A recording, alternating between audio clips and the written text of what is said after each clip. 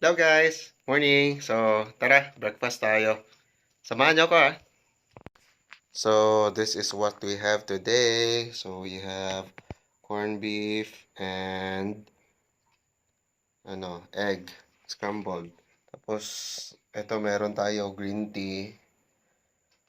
Green tea for the morning, good for the health. And then, meron tayong, ba't na palayo to? Pandesal.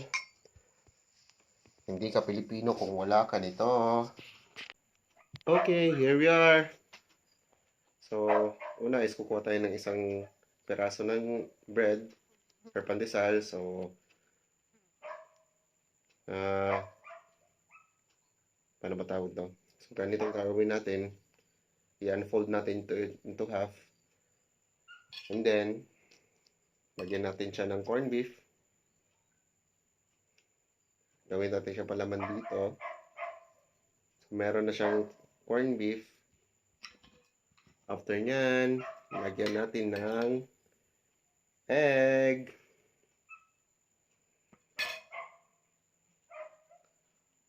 Tikman natin.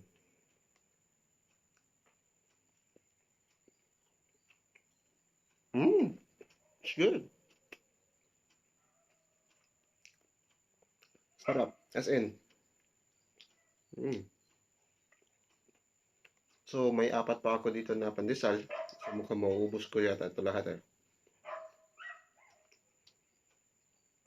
Wala na, umalis na kasi yung mga kasama ko. So, that's why ako na lang mag-uubos nito.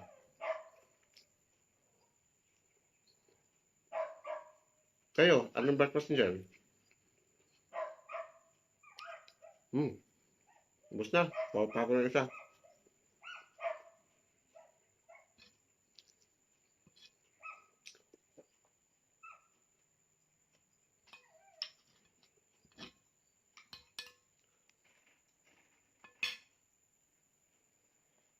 Here we are. Ta-da!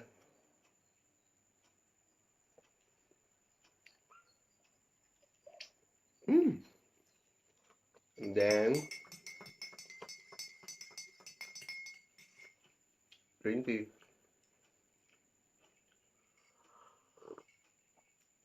Medyo mainit-init pa.